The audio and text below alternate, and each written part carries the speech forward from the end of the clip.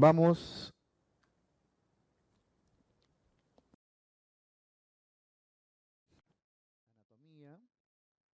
en esta parte ya del tracto gastrointestinal.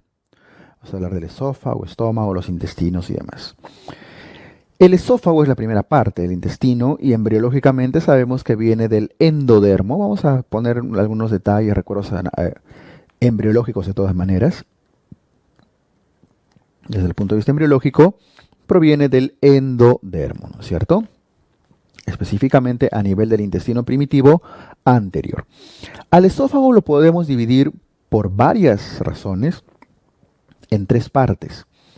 Lo voy a poner acá de negrito. En un intestino primitivo, no primitivo, disculpe, en un intestino superior, parte superior, en un intestino medio,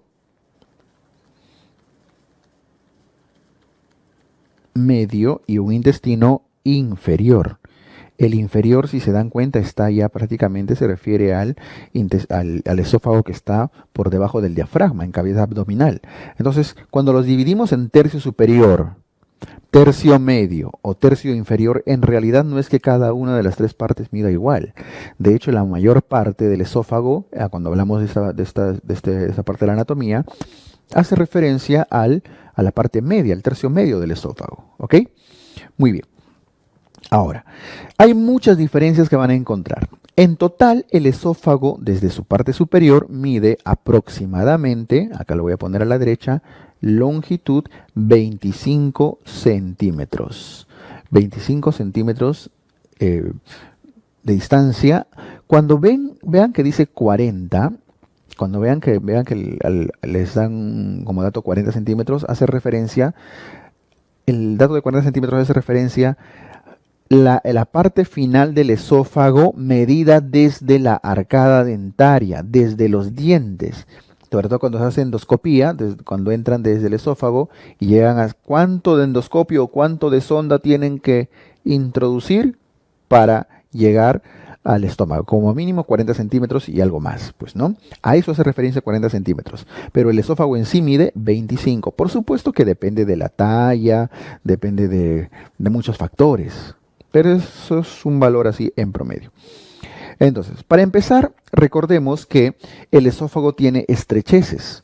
Tiene una estrechez cervical. Aquí lo voy a poner. Estrechez cervical. Tiene una estrechez torácica. Y tiene una estrechez diafragmática. O sea, cada uno de los tercios tiene su zona de estrechez. Estrechez cervical está dada por el cartílago cricoides, a nivel del cartílago cricoides, pero no es precisamente por el mismo cartílago, sino por el músculo cricofaringio. Cartílago cricoides, músculo cricofaringio, o sea, la zona cricoidea es una zona que al esófago le da bastante estrechez. ¿Ok? Luego, en la zona del tórax, tiene dos zonas, dos estructuras que le reducen el diámetro. Estamos hablando del arco aórtico, la aorta, y estamos hablando del bronquio. ¿Cuál de los bronquios? El que es medio horizontal, el bronquio del lado izquierdo. La aorta y el bronquio izquierdo, que conforman la estrechez torácica, y más abajo en la estrechez inferior hace referencia al mismo diafragma, ¿no es cierto? Al mismo diafragma. ¿Ok? Listo. ¿Qué deben recordar acá? Que la zona más estrecha del esófago corresponde, y lo voy a resaltar, a la estrechez cervical, a la estrechez cricoidea. Es la zona más delgadita, de menor diámetro de casi todo el tracto gastrointestinal. Es decir, cuando hay niños que tienen, ustedes saben, complejo de alcancía, ¿no? Y ahorran, ¿no? Para su futuro, agarran su moneda y se la voy a ahorrar. Y se lo pasan, ¿verdad? Cuando los niñitos se pasan moneditas, la zona donde más probablemente se obstruye, se atora, es en la estrechez cervical. Si logra pasar la estrechez cervical un cuerpo extraño, una moneda en este caso, seguramente va a pasar el esfínter esofágico inferior, seguramente va a pasar el píloro y seguramente va a pasar la válvula ileocecal.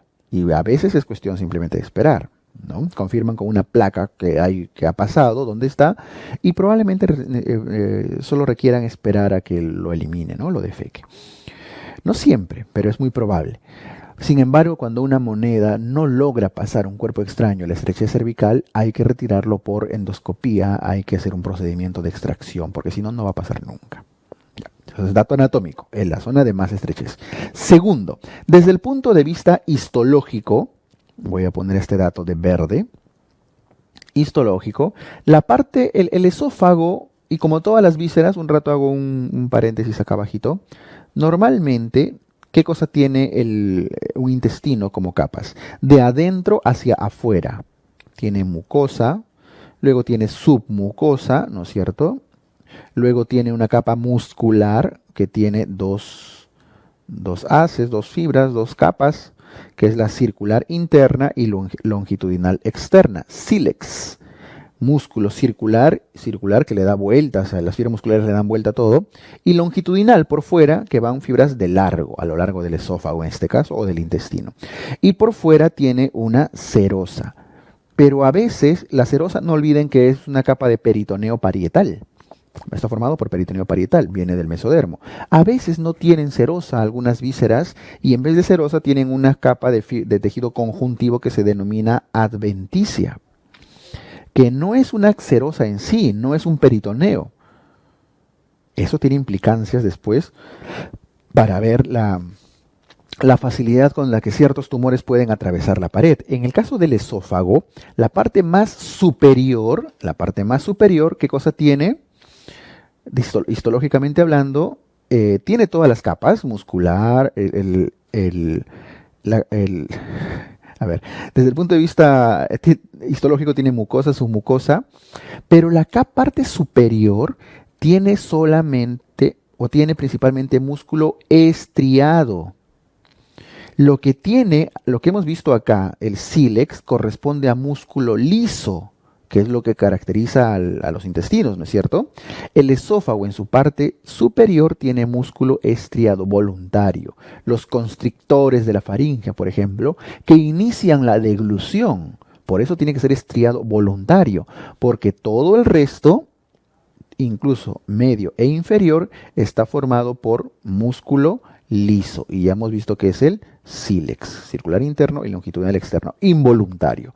Por eso, una vez que ya lograron con la deglución voluntaria, activando músculos estriados de la parte superior, lograron pasar esta zona, el resto ya se encargan las ondas peristálticas propias del esófago. ¿Ok? Listo. Otra diferencia, también histológica. La parte superior y media del esófago, superior y media, cambiamos la forma de la llave, ¿no es cierto? Hasta cierta parte, no tiene serosa,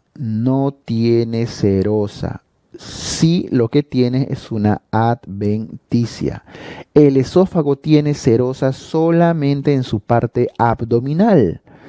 Aquí sí tiene serosa.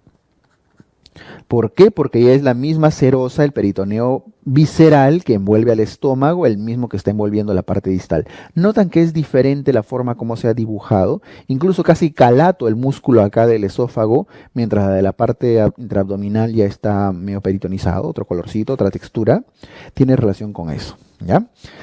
Entonces, la parte superior y media solamente tiene una adventicia. Y la parte inferior sí tiene serosa. Significa que, por ejemplo, para que entiendan la importancia de esto, que si crece, esto es solo un ejemplo, crece un tumor en el esófago, un carcinoma epidermoide acá en el tercio medio, al no tener serosa, es un poco más fácil para el tumor atravesar la víscera. ¿Y quién está al costadito? Un tumor que invada, que atraviese la pared del esófago, la aorta, células cancerígenas. Atraviesa una célula, entra a la aorta, olvídense, pues ya puede estar en todo el cuerpo, ¿no es cierto? Las metástasis son muy agresivas y esta es una de las características anatómicas que hacen que los cánceres de esófago de esa zona sean tan agresivos. En cambio, en la parte distal, tal vez le dificulta un poco más atravesar la pared, porque tiene una serosita. Ahora, le dificulta un poquito más, ¿no?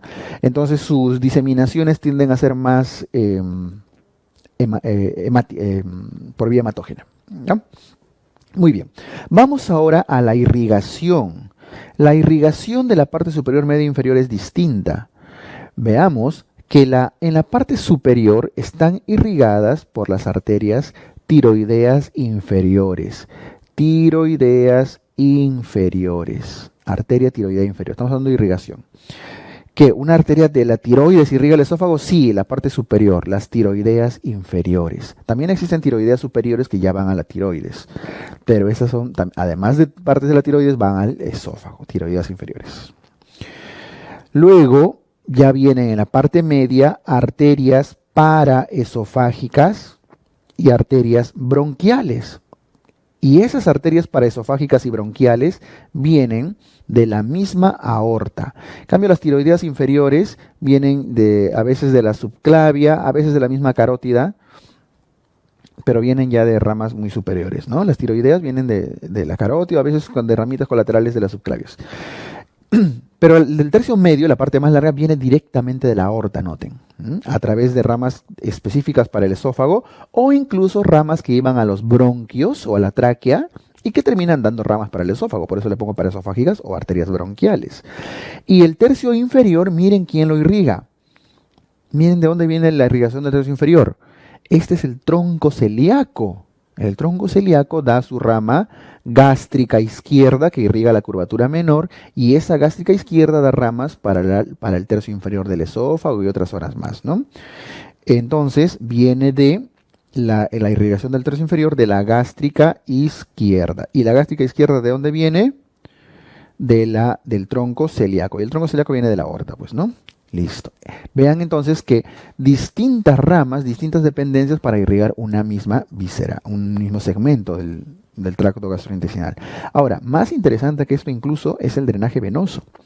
El drenaje venoso del esófago va a las venas tiroideas inferiores. Voy a poner, obviamente si lo pongo de azul es una vena, ¿ya? Tiroidea inferior, y eso va a la vena subclavia, pero finalmente van a ir a la vena cava. Eso es lo que quiero que veamos. O sea, esta parte, las subclavias y demás, van a ir a la vena cava superior. Las venas del tercio medio, que vienen a ser las venas paraesofágicas, las venas bronquiales y demás, ¿a dónde van a ir? A las venas ácigos. A las ácigos, que no están dibujadas acá. ¿Y las ácigos dónde van? A la vena cava. Igual.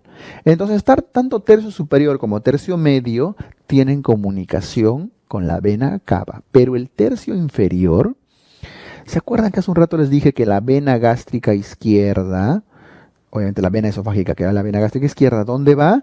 A la vena porta. O sea, es decir, que el tercio inferior del esófago tiene comunicación directa con el hígado por vía venosa, porque tiene que drenar en el hígado. Por lo tanto, aplicación clínica, cuando el hígado pasa por problemas cirróticos, etcétera, que lleven a hipertensión portal, cuando aumenta la presión en los espacios portales del hígado, aumenta la presión en la vena porta, por lo tanto, ¿quién va a aumentar la presión? Las venas esofágicas del tercio inferior se van a dilatar, porque les está costando drenar porque el hígado está hipertenso, ¿no es cierto? Varices esofágicas. Y esas son las varices que pueden sangrar y generan hemorragia digestiva alta. ¿Por qué los vómitos de sangre?